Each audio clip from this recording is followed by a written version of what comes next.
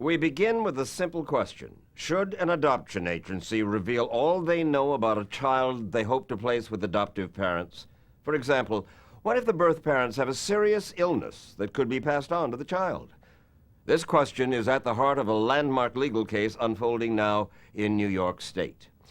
Phyllis and Marty Juman say the adoption agency concealed vital medical information about their son with tragic consequences.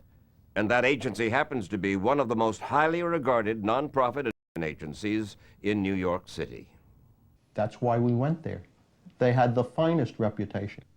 It was back in the 1960s, and Marty and Phyllis Juman were young and full of expectations. But the one thing Marty and Phyllis wanted most of all was a child, and they found they couldn't have one of their own. So they adopted a baby boy from Louise Wise Services, a New York institution founded back in 1916, overseen by a board of directors drawn from New York City's social, financial, and political elite. Marty and Phyllis named their new son Michael, and they brought him home in the summer of 1965. The apple of our eye. Great, great joy. Good kid? Wonderful child. Wonderful boy.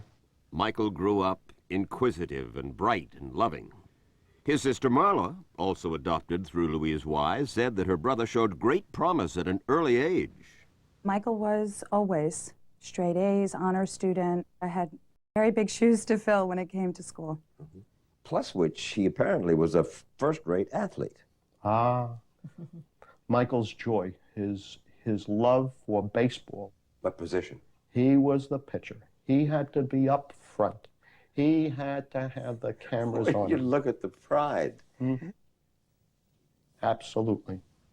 Given Michael's intelligence and good looks, Marty and Phyllis Juman would not have been surprised to learn that Michael's birth mother was very much like him. In the words of her old Brooklyn High School yearbook, they say that beauty and brains don't mingle. Well, here is an exception. Marty and Phyllis Juman knew almost nothing about Michael's birth mother except what little they were told by Louise Wise Services.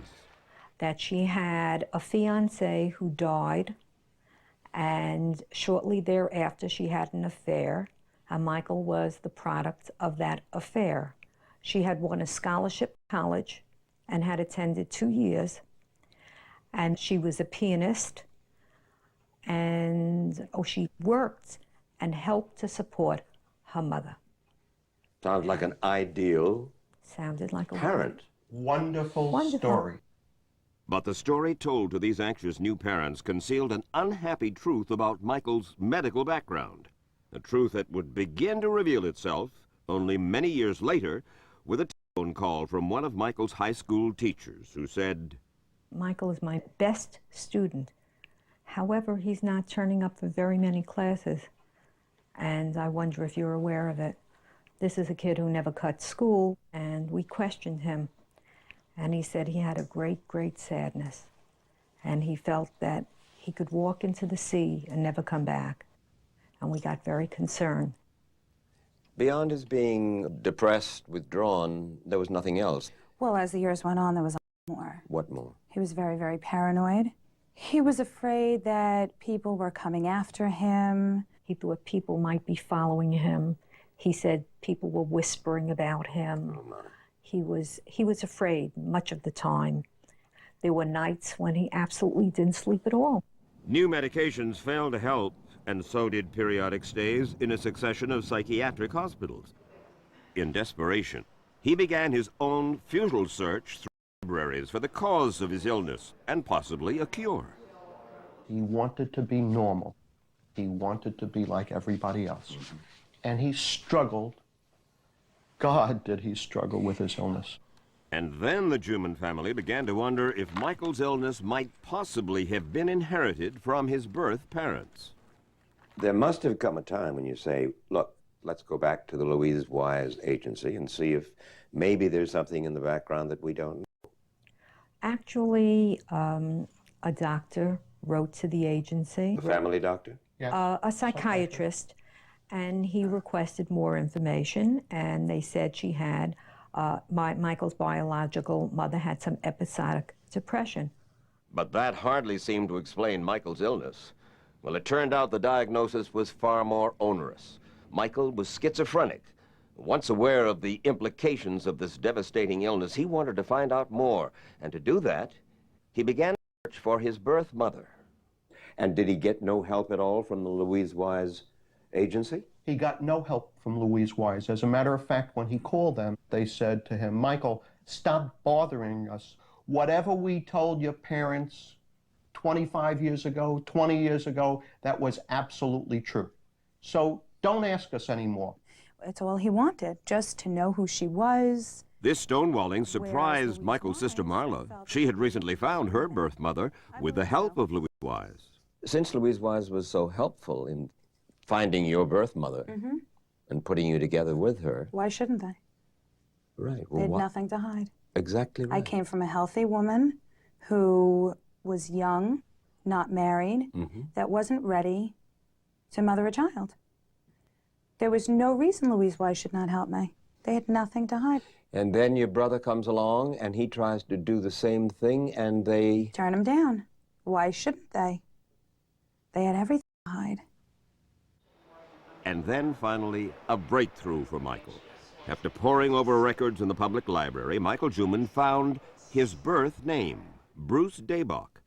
And with that information, he was able to track down a cousin, Barry Daybach, whose aunt was Michael's birth mother.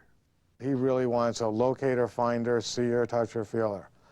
And I did my best to accommodate that, but I didn't know where she was. Her name was Florence Daybach. But even to Barry, her nephew, she remained something of a mystery. Barry hadn't seen her for years. But he did recall one incident as a child driving with his parents to visit Florence in a Brooklyn hospital. I remember thinking it was unusual. Wow, it's such a big hospital. So they went in and they said, well, you just wait in the car. We'll be out in a little while. They came back and just kept tight-lipped about it. The hospital they'd visited turned out to be a mental institution, Brooklyn State Psychiatric Hospital, where Florence had spent much of her adult life for treatment of schizophrenia. And Barry told the Jumans that Florence had undergone a serious operation. I said, hold on. What are we talking about now? We know she had some depression. He said, Marty, she had had brain surgery. I said, what brain surgery? He said, I forgot what they call it, but they did something on the front of her head. And I turned to him and I said, are you talking about a lobotomy? He said, yes, that's what she had. For Michael, it was devastating. For all of us, it was devastating. For Michael, even more so. Sure. It was very scary for him. I think it brought down his hope for getting better. Michael's anger toward Louise Wise was so great that he convinced his family to sue the agency for concealing the facts, the truth about his birth mother. It was a long shot at best, since no one in New York State had ever successfully sued for what is called wrongful adoption. You call it a fraud? Yes. Leonard Sperber is a Juman family lawyer. If you say nothing, that's one thing.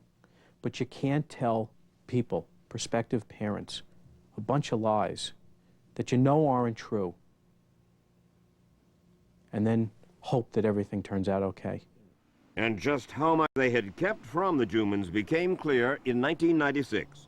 After years of fighting to keep Michael's adoption records secret, the agency had been ordered by the court to turn them over. And they show that Louise Wise knew all about Florence Daybach's schizophrenia, her electroshock treatments, her lobotomy. And there was more. Michael's father was another mental patient. They told us they knew nothing about the birth father. Can you imagine our shock when we get records that say there are two birth parents that are both severely mentally ill? How could they do such a thing? Ironically, Louise Wise has said that its policy is to level with prospective parents. In fact, back in 1981, on another story, we heard the late Judge Justine Wise Polier, the agency's longtime president, describe her agency's policy. What we have felt at Louise Wise Services, where I have been active for a great long time is that adoptive parents should be told as much about the background of a child as is reasonable. But Louise Wise, in fact, failed to tell the Jumans about Michael's background. And when we asked them to explain why, they wouldn't answer. And they refused to sit down for an interview. But in court papers, Louise Wise said they gave the Jumans no false information, and in fact told them that Florence Daybach had some emotional difficulty relating to her pregnancy. The agency also said that at the time of Michael's adoption, there was no definitive evidence that schizophrenia was inheritable. I think they put themselves on a pedestal. I think they believed they were infallible, that they could take advantage of people, not tell the truth, place babies, and have a wonderful public image, and nothing would rub off. There is, unfortunately, no happy ending to the Michael Juman story. In 1994, just 1 month after a New York judge, for the first time, embraced the legal concept of wrongful adoption, Michael Juman died, apparently from a reaction to his medication. He was 29 years old. It wasn't till earlier this year that Michael's parents could finally bring themselves to listen to this tape of their guilt-stricken son, begging Florence Daybach's brother to help him find his birth mother. My father has had 3 heart attacks because of my illness. They thought they were adopting a healthy, bouncing baby boy. And they weren't. They adopted a sour lemon. They adopted a deranged lunatic. It's Louise Wise's fault. They are a horrible, horrible agent for doing that to my parents. My parents are the best people in the world, and I love them very much. And I caused so much stress and disharmony in their life. What can you say about that? What I could say is that no matter what, we loved Michael dearly. And he you? Yes. If I could bring Michael back for a day to go to the movies, I would, from a selfish point of view, but I wouldn't at the same time, because I believe in my heart that wherever he is now, he's happier and healthier than he was here. It was too hard a life. As it turned out, Michael never found his birth mother. She died just a few months before he did. But in death, it turned out, he got a lot closer to her than he ever had in life. By coincidence, they are buried near each other in the same cemetery. One final note, Michael Juman was not Florence Daybach's only child. Earlier, while in a mental institution, she gave birth to a baby girl who was also put up for adoption by Louise Wise Services. We couldn't find her adoptive parents to learn what Louise Wise had told them.